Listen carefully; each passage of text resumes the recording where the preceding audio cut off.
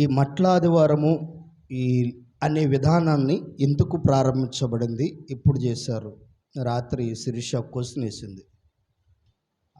యేసుక్రీస్తు ప్రభువారు ఇది జరిగిన తర్వాత సిలువ వేయబడ్డాడండి అని. ఆ విషయాన్ని కూడా మీతో పంచుకోవాలనుకుంటున్న దినాన ఒకసారి చదవండి లేఖన గ్రంథంలో. ఈ దినాన దేవుడు మన కొరకు సిద్ధపరిచిన దేవుని మాటల వైపు మనసు పెడదాం. యోహాను సువార్త 12వ అధ్యాయము 19వ వచనాన్ని ఒకసారి చదువుకుందాం. కావున పరిసయ్యులు ఒకరితో ఒకరు, మన ప్రయత్నములు ఎట్లు నిష్ప్రయోజనములవుచున్నవి, పోయినవో చూడుడి. ఇదిగో లోకము ఎలా వెళ్తుందంట? ఆయన వెంట వెళుతుందంట. ఈ రోజున ఒక్కసారి మన ఆత్మీయ జీవితాలను జ్ఞాపకం చేసుకుందాం. యేసుక్రీస్తు ప్రభువారు వెంట లోకము వెళుతుంది అని చెప్పేసి రాయబడి ఉంది. లోకం అంటే ఏమని ఉంది బైబిల్లో? ఒకసారి యోహాను రాసిన మొదటి పత్రిక 2వ అధ్యాయము 15వ వచనం నుంచి 17వ వచనం వరకు చదవండి.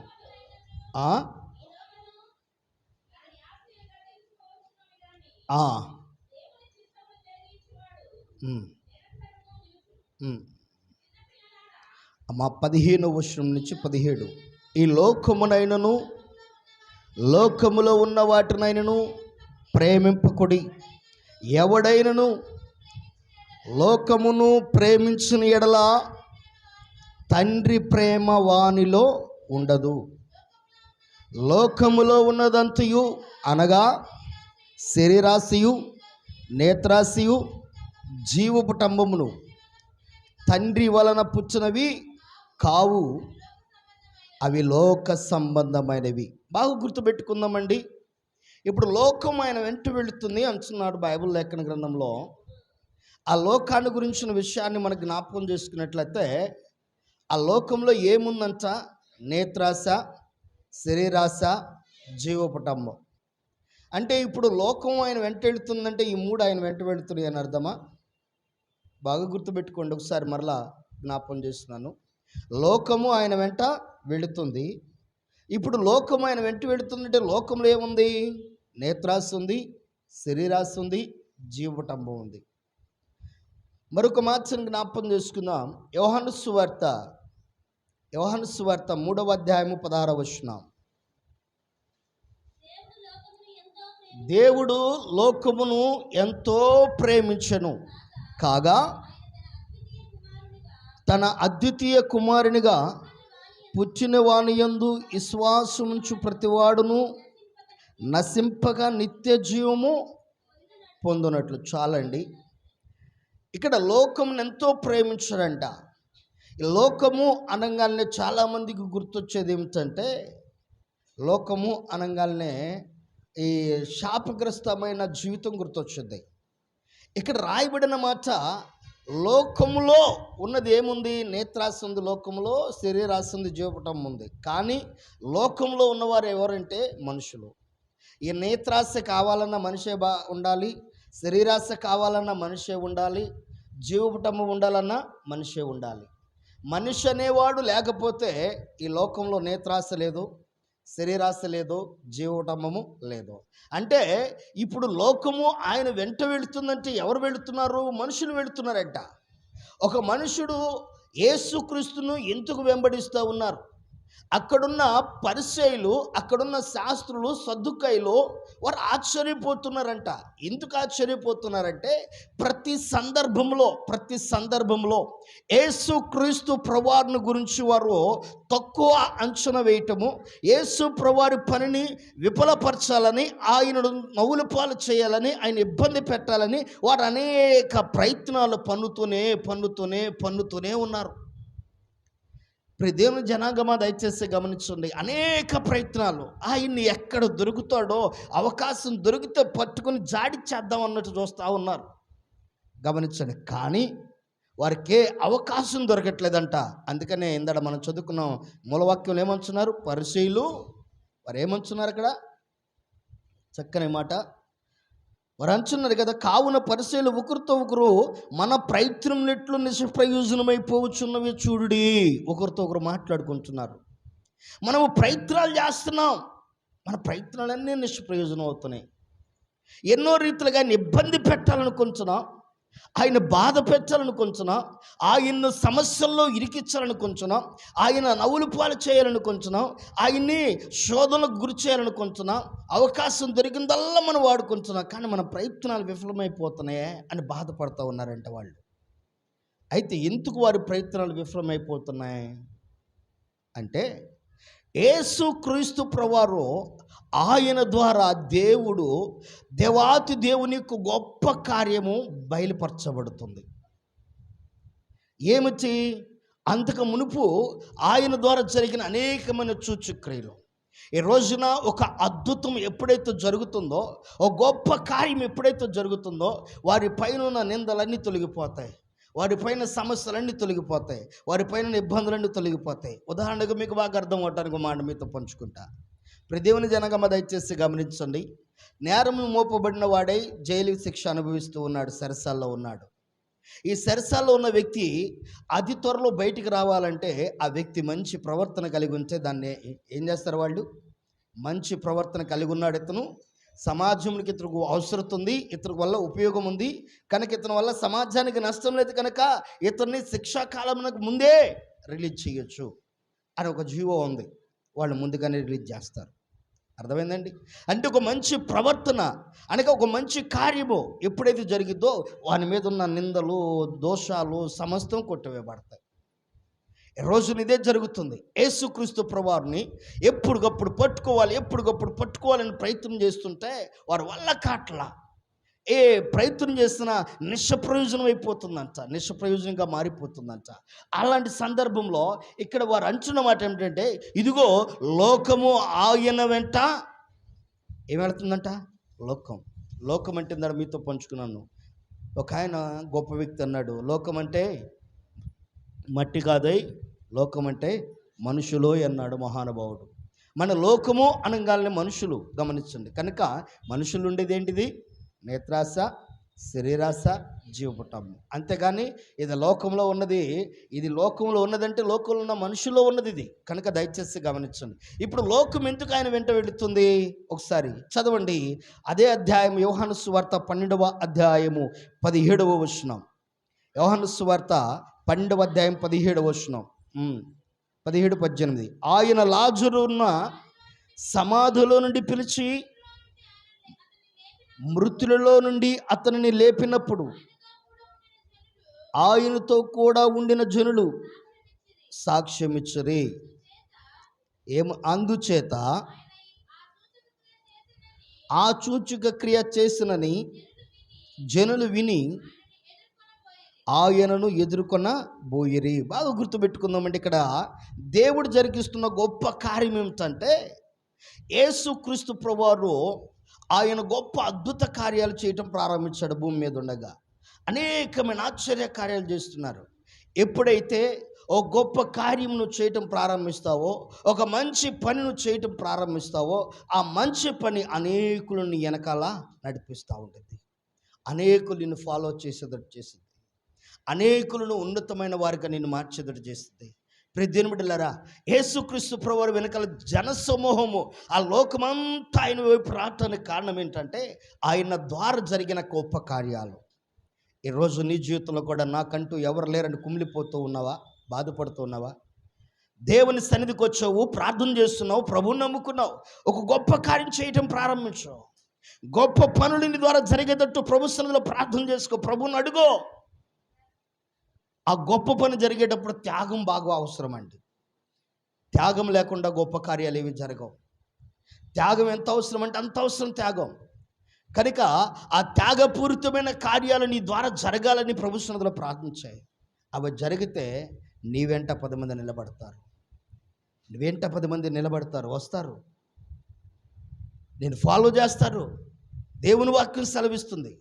యేసుక్రీస్తు వెనకాల అంతమంది జనసమూహం రావటానికి కారణం, అంతమంది వారు రావటానికి కారణం ఏమిటో తెలుసా? వారు వస్తూ ఖాళీగా వచ్చారా? ఒంటరిగా వచ్చారా? ఎలా వచ్చారు తెలుసా వాళ్ళు? గమనించండి, చదవండి. యోహాను సువార్త 12వ అధ్యాయం 13వ వచనం. 12వ వచనం నుంచి చదవండి అమ్మా. మరునాడు బహుజన సమూహము యేసు యెరూషలేమునకు వచ్చుచున్నాడని విని, ఏ మాటలంట? మన మందిరం చుట్టూ ఏం మాటలు ఉన్నాయి ఇప్పుడు? మన ఊర్లో ఖర్జూరపు మట్టలు అనుకోండి వాటిని. ఎందుకంటే ఆ ఖర్జూరపు జాతికి సంబంధించింది ఈత చెట్టు కూడా, ఆ జాతి లక్షణం ఇది కూడా. అర్థమైందా? ఓకే. కనుక ఏం పట్టుకున్నారంట? ఖర్జూరపు మట్టలు పట్టుకుని ఆయనను ఎదుర్కొన పోయి, జయము ప్రభు పేరిట వచ్చుచున్నవాడు స్తుతింపబడినగా కానీ కేకలు వేసిరి. బాగా గుర్తుపెట్టుకుందాం. ఏమంటున్నారు వీరు? జయము జయమని దేవుని స్తుతిస్తూ ఉన్నారు. కారణం ఏమిటంటే, ఈ దినాన ఎప్పుడైనా నీ ద్వారా ఒక గొప్ప కార్యం జరిగితే అనేకులు నిన్ను కొనియాడేవారుగా మార్చబడతారు. ఆమేన్. నువ్వేం దిగులు పడాల్సిన పని లేదు. నాకంటూ ఒకరు లేరని. అవసరత మోకాళ్ళే 2 చేతుల పైకెత్తి కన్నీరు కాచు. నిందలు వస్తాయి, అవమానాలు వస్తాయి, ఇబ్బందులు వస్తాయి, ఇరుకులు వస్తాయి, శోధనలు వస్తాయి, అనేకమైన సమస్యలు వస్తాయి. వాటన్నిటి నుంచి దేవుడు విడిపిస్తాడు. ఆమేన్. నీ ద్వారా గొప్ప కార్యం జరిగిస్తాడు. నిందలు వస్తున్నాయని నువ్వు చేసే ప్రయత్నాన్ని విడిచిపెట్టొద్దు. ఎప్పుడైనా ఒక సైంటిస్ట్ని జ్ఞాపకం చేసుకోండి. ప్రయోగం చేయడం ప్రారంభించిన తర్వాత శాస్త్రవేత్త అవసరమైతే తన మీద తను సాక్రిఫైస్ చేసుకుంటాడు ఆ ప్రయోగాన్ని. ఎందుకు తెలుసా? తను కనిపెట్టింది ప్రజలందరికీ ఉపయోగకరంగా మారాలి. తన ద్వారా ప్రజల అనేకుల జీవితంలో సంతోషాన్ని చూడాలి అన్నది తన మీద తను ప్రయోగం చేసుకుంటాడు. నీ జీవితంలో ఈ రోజున యేసుక్రీస్తు ప్రభువారి ద్వారా మనం నేర్చుకోవాల్సిన ఒక గొప్ప కార్యం, ఈ మచ్చల ఆదివారం అనే విధానాన్ని. ఈ ఆదివారం నాడే వచ్చిందా అని ఒక డౌట్ వచ్చింది మా శిరీషకి. ఎందుకంటే మళ్ళీ శుక్రవారం నాడు ఆయన సిలువ వేయబడ్డాడు, ఆదివారం నాడే వచ్చిందండి అని. బాగా గుర్తుపెట్టుకుందాం ప్రియమైన బిడ్డలారా. క్రమములో 325వ సంవత్సరంలో క్రిస్మస్ అనే ఒక పండుగను, ఫెస్టివల్ను బయటికి తీసుకురావడానికి కాన్స్టాంటిన్ ఒక చక్రవర్తి దగ్గరకు పోపు గారు వెళ్ళారు. అప్పుడులో ఎక్స్మస్ అనే ఆరాధన చేసేవాళ్ళు. ఈ ఎక్స్మస్ అనే ఆరాధన అంటే అర్థం ఏంటంటే తెలియని దేవుని ఆరాధన. ఎక్స్ అంటే సమ్ ఎక్స్, ఒక దేవుడు, ఆ దేవుడు అద్వితీయుడైన దేవుని ఆరాధన అనే ఆరాధన జరిగేది. ఆ పోపు గారు అక్కడికి వెళ్ళి వారితో సంభాషణ చేసినంత, కాన్స్టాంటిన్ చక్రవర్తి ఎలాంటి వాడంటే తను యుద్ధానికి ఏ ప్రాంతానికి వెళ్ళినా అపజయాన్ని పొందుకుంటున్నాడు, విజయాన్ని సాధించట్లా. ఒకరోజు తన వ్యాధంతో సూర్యదేవుని ఆరాధించేవాళ్ళు. సూర్యదేవుని ఆరాధించేవాళ్ళు వ్యాధంతో కృంగిపోతూ ఉన్న ఆ రాజుకి ఒక కళ వస్తూ ఉంది. ఆ కళ ఏమిటంటే సిలువ గుర్తుతో ఉన్న జెండా పెట్టుకుని యుద్ధానికి వెళితే విజయాన్ని సాధించినట్టు కళ వచ్చిందంట. వెంటనే ఆయన ఏం చేశారంటే తన జెండాల మీద సూర్యదేవుని బొమ్మ ఉండేది, అది తీసేసి వెంటనే సిలువ గుర్తు ఏపిచ్చేసి దాని ద్వారా యుద్ధానికి వెళ్ళినప్పుడు విజయాన్ని సాధించాడు. అది విజయాన్ని సాధించిన తర్వాత అరే ఈ గుర్తు గల్లా దేవుడు ఎవరో కనుక్కోండ్రా అని చెప్పాడు. అప్పుడు పోపు గారి దగ్గరికి వెళ్ళారు. అప్పుడు అయ్యా ఆ గుర్తు గల్లా దేవుడు మా యేసయ్య. ఓకే, అట్టేది మీకు ఏం కావాలి? అప్పుడు నుంచే ప్రారంభించబడ్డాయి పండుగలు క్రైస్తవ్యంలో. అంతకు మునుపు క్రైస్తవ్యంలో క్రిస్మస్ లేదు, అంతకు మునుపు క్రైస్తవ్యంలో మట్లాదివారం లేదు, అంతకుముందు క్రైస్తవ్యంలో గుడ్ ఫ్రైడే లేదు, అంతకుముందు క్రైస్తవ్యంలో ఈస్టర్ లేదు. బాగా గుర్తుపెట్టుకోండి. అప్పటి నుంచి ప్రారంభించబడ్డాయి క్రైస్తవ్యంలోకి వచ్చాయి. అంతకు మునుపు ఏమున్నాయ్యా అంటే ఆదివారపు ఆరాధన ఒకటి ఉంది. అంతకు మునుపు ఏమున్నాయా అంటే ఉపవాస ప్రార్థనలు ఉన్నాయి. అంతకు మునుపు చరిత్రలు చెప్తుంది. కనుక ఆ తదుపరి వారు ఏం చేస్తారంటే అయ్యా మాకంటూ ఆరాధన జరుపుకోవడానికి ఒక అవకాశం. దాన్నే అప్పట్లో కాన్స్టాంటిన్ ఏం చేస్తారంటే యేసుప్రభువు వారు ఎప్పుడు మరణించి మృత్యుంజయుడే తిరిగి లేచాడు అంటే ఆదివారం. అట్టయితే ఆదివారం నాడు సెలవు దినంగా ప్రకటిస్తున్నామని చెప్పి ఆ రోజు నుంచి ఆదివారం సెలవు దినం. అప్పటి నుంచే కొన్ని నియమ నిబంధనలు బయటకు వచ్చాయి. ఆ టైంలోనే అలాంటి కాలంలోనే ఏం జరిగింది అంటే మచ్చల ఆదివారాన్ని గురించి, గుడ్ ఫ్రైడే గురించి కూడా బయటకు వచ్చింది. ఈ గుడ్ ఫ్రైడే ఎందుకు బయటకు వచ్చిందంటే అప్పట్లో ఆదివారము ప్లస్ ఉపవాస ప్రార్థన ఉండేది. ఈ ఉపవాస ప్రార్థన 40 దినాలు చేసేవాళ్ళు. ఈ 40 దినాలు చేసేటప్పుడు వేసారిపోతూ ఉంటే వాళ్ళ మొహంలో సంతోషాన్ని చూడాలని అప్పటిలో ఉన్న ఆ యొక్క పండితులు వారు ఏం చేస్తారంటే బైబిల్ పాండిత్యం కలిగిన వారు ఏం చేస్తారు అంటే ఫెస్టివల్స్ని తీసుకొచ్చి పెట్టారు మధ్యలో. ఎందుకంటే ఉపవాసాల నుండి వాటి వల్ల నీరసంకి వెళ్ళిపోయి నిరాశలోకి వెళ్ళిపోతున్నారు చాలామంది. కనుక వారిలో కూడా సంతోషాన్ని తీసుకురావాలన్న ఉద్దేశంతో ఫెస్టివల్స్ని బయట పెట్టారు. దానికి మట్టల ఆదివారం అనేది తీసుకొచ్చారు. ఎందుకంటే యేసుక్రీస్తు ప్రభువారు ఊరేగింపు అనగా ఆయన మట్ల ద్వారా జైదునులతో యెరూషలేమంతా సంచారం చేసిన తర్వాత ఆయన మరికొన్ని దినాలకి శిలువ మరణానికి అప్పగించబడ్డాడు. కొన్ని దినాలకి కనుక అప్పగించబడ్డాడు. కాబట్టి ఆదివారం నాడు ఆయనకు ఆరాధన జరిగింది. ఆ తదుపరి శుక్రవారం నాడు ఆయన సిలువ వేయబడ్డాడని చెప్పేసి ఒక క్రమాన్ని తీసుకొచ్చారు. ఈ ఆదివారాన్ని ఏమంటారంటే పరిశుద్ధ ఆదివారం అంటారు దీన్ని. ఇది పరిశుద్ధ ఆదివారం, పరిశుద్ధ వారం అంటారు ఈ వారం మొత్తాన్ని. ఎప్పటి వరకు తెలుసా? మరలా ఆదివారం వరకు ఈ వారాన్ని పరిశుద్ధ వారం అంటారు. బాగా గుర్తుపెట్టుకోండి. మీరు ఆర్సీఎం బ్యాక్గ్రౌండ్లోకి వెళ్ళినా, లోదరన్ బ్యాక్గ్రౌండ్లోకి వెళ్ళినా, సిఎస్ఏ బ్యాక్గ్రౌండ్లోకి వెళ్ళినా, లేకుంటే ఇంకా ఆయా బ్యాక్గ్రౌండ్లో మీరు చూసినట్టయితే ఈ వారం మొత్తాన్ని ఏమంటారంటే పరిశుద్ధ వారం అంటారు.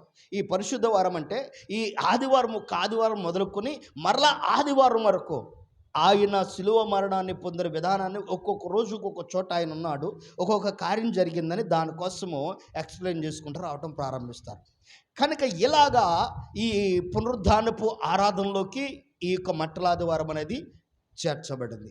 ఈ చేర్చబడిన తర్వాత ఇది క్రమంగా అలాగే ప్రతి సంవత్సరము జరుగుతూ వస్తూ ఉన్నాయి. ప్రియ దేవుని జనాంగం దయచేస్తే గమనించండి. అయితే మనము నేర్చుకోవాల్సింది ఏమిటంటే కొన్ని సంఘాల్లో కొన్ని వారు ఏం చేస్తారంటే ఆచారపరమైనవి మనం చేయకూడదు అంటారు. పండుగలు వారు చేయరు. అంటే పండుగలు అంటే గుడ్ ఫ్రైడే రోజు ప్రార్థనలు పెట్టరు. ఈస్టర్ రోజు వాళ్ళు అసలు అవసరమైతే ఆ పదాన్ని వాడరు. ఎందుకంటే ఈస్టర్ అంటే దాని ఆ యొక్క విధానాన్ని కూడా మీతో పంచుకుంటాను. ఆ రోజు గుర్తు చేస్తే పంచుకుంటా మీకు అసలు ఈస్టర్ అనేది ఎలా ఉంటుంది, అసలు ఈస్టర్ పండుగను ఎలా ఆచరించేవారు ఇటు వరకు, ఇప్పుడు ఎలా ఆచరిస్తున్నారనే విధానం పంచుకుంటా. ప్రియదేవుని జనాంగం దయచేసి గమనించండి. యేసు క్రీస్తు ప్రభువారు వెంట లోకము వెళ్ళిపోవడానికి కారణం ఏమిటంటే ఆయన ద్వారా అద్భుతాలు జరగమంటే. ఒకసారి పరిశుద్ధ లేఖన గ్రంథంలో మత్తయి సువార్త 21వ అధ్యాయము, మత్తయి సువార్త 21వ అధ్యాయము ప్రియదేవుని బిడ్డలారా దయచేసి గమనించండి. 14వ వచనాన్ని కూడా ఒకసారి చదవండి.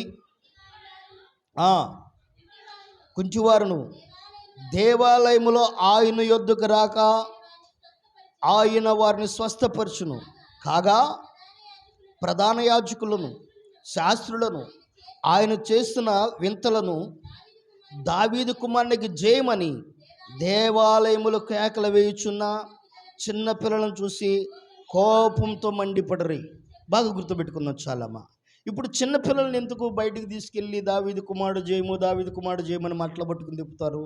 అర్థమైందా మీకు? ఒకవేళ ఎవరన్నా చిన్నపిల్లల్ని పంపించాలి, మా అబ్బాయి అలాంటి అటుకు రాడు, ఇంకెట్లాంటి అటుకు వెళ్తాడు అమ్మ, మా పిల్లలు అట్టాలి ఎగిలిగా తిరగరు, మరి దేనికి తిరుగుతారు? రోడ్డు ఉంటే గాలికి తిరుగుతారు. దేవుని స్తుతించడానికి పంపించాలా, దేవుని గణపరచడానికి పంపించాలా. అక్కడున్న చిన్న పిల్లలందరూ దేవుని స్తుతిస్తున్నారట. ఎందుకు? అక్కడ యేసుక్రీస్తు ప్రభువు ద్వారా గొప్ప కార్యం జరిగింది. గుడ్డివారు, చెవిటివారు, మోగవారు, కుంటివారు అనేక వ్యాధిగ్రస్తుల స్వస్థ పొందుకుంటున్నారు. వారు జరిగిన గొప్ప కార్యాన్ని బట్టి అందరూ స్తుతించడం ప్రారంభించారు, అందరూ ఫాలో అవటం ప్రారంభించారు. ఈ రోజున ప్రియ జనగమ దయచేసి గమనించండి. నీ ద్వారా దేవుడు గొప్ప కార్యం చేయను ఉద్దేశించాడు. అయితే నువ్వు చేయవలసింది ఏమిటంటే ఈ దినాన్ని నేను నేర్చుకోవాల్సిన విధానం ఏంటంటే, లోకము మన వెంట రావాలంటే లోకం వెంట మనం వెళ్ళకూడదు. అది గుర్తుపెట్టుకో. లోకం మన వెంట రావాలంటే లోకం వెంట మనం వెళ్ళకూడదు. ఎందుకంటే లోకంలో ఏముంది? నేత్రాస్తి ఉంది, శరీరాస్తి ఉంది, జీవపటము ఉంది. ఇప్పుడు లోకం వెంట నువ్వు వెళ్ళటం ప్రారంభిస్తే దేవుని ప్రేమ వానిలో ఉండదు అని దేవుడు సెలవిస్తున్నాడు. దేవుడు అట్టి వారిని చూడరు అని దేవుడు సెలవిస్తున్నాడు. ప్రతి దేవుని బిడ్డలారా, ఒక రోజున నిన్ను గౌరవించినోరే ఒక రోజు నేను తిట్టింది, దాని గురించి నువ్వు ఎప్పుడు బాధపడద్దు, దాని గురించి అసలు ఎప్పుడు దిగులు పడద్దు. నీ ఇంట్లో వాళ్ళే నేను పొగుడుతారు, నీ ఇంట్లో వాళ్ళు నేను తిడతారు, అంత మాత్రం వాళ్ళని దూరం నెట్టేస్తావా? ఏమండి, నెట్టేస్తారా? మరి సమాజంలో ఉన్న వాళ్ళు ఎందుకు నెట్టేస్తున్నారండి? ఇంట్లో వాళ్ళే తిడతారు, ఇంట్లో వాళ్ళే పొగుడుతారు, అంత మాత్రం వాళ్ళని దూరంగా నెట్టేవిగా. నా భర్తలు ఒక మాట అన్నాడు, నా భార్య ఒక మాట అంది, నా బిడ్డలు ఒక మాట అన్నారు, తల్లిదండ్రులు ఒక మాట అన్నారు, నాకు బిడ్డల కుటుంబం ఒక మాట అంది అని ఆలోచనతో సర్దుకుంటాం. అలాగే దేవుని సన్నిధిలో కూడా నువ్వేం కలిగి ఉండాలని ఓర్పుని కలిగి ఉంటాను నేర్చుకోవాలా. ఓర్పును కలిగి ఉండటం నేర్చుకోవాలా, సహించడం నేర్చుకోవాలా, భరించడం నేర్చుకోవాలా. ప్రియ దేవుని జనాంగమా, ఎప్పుడైతే నువ్వు భరించడం నేర్చుకుంటావో నీకంటే గొప్ప వారు ఎవ్వరు ఉండరండి. నీకంటే గొప్ప వాళ్ళు ఎవరు ఉండరు. భరించగలిగిన వాడికి తెలిసిద్ది బాధ అనేది ఏంటో. వానికి తెలుసు ఎదటి వ్యక్తిని ఎలా ప్రేమించాలో, వానికి తెలుసు ఎలా ఎలా ట్రీట్ చేయాలో. భరించడం తెలియని వారికి తెలుసు ఏంటి తెలుసా, కేకలెట్టేయాలో. కనుక దయచేసి అలా భరించడం నేర్చుకోండి. యేసుక్రీస్తు ప్రభువు ప్రతిదీ భరించాడు, ఆయన సహించాడు, ఓర్చుకున్నాడు, ప్రతిదీ సహించాడు. ఆయన శిలువ మ్రాను మీద వేలాడుతూ ఆయన కొడుతున్న ఆ కొరడా దెబ్బలకు ఆయన భరించాడు. కాబట్టి ఈ రోజున మనం సంతోషంగా ఉంటున్నాం, మనం ఆనందంగా ఉంటున్నాం. ఈ రోజున గమనించండి, ఆయనకి చెందవలసిన స్తోత్రాలు కూడా చెందనిట్లా, ఆయనకి రావాల్సిన ఘనత కూడా రానికుండా ఆపేయాలని, బ్రేక్ చేయాలని ప్రయత్నిస్తున్నారు ఎక్కడికక్కడ వాళ్ళందరూ. కానీ అక్కడ జరగట్లా. కారణం ఏంటి తెలుసా, దేవాతి దేవుడు యేసు క్రీస్తు ప్రభువారిని ఆయన ఎందుకు లోకానికి పంపించాడో అది అందరికీ తెలియాలని దేవుని ఉద్దేశం. ఆమేన్. నిన్ను ఈ లోకానికి దేవుడు ఎందుకు పంపించాడో అందరికీ తెలియాలి.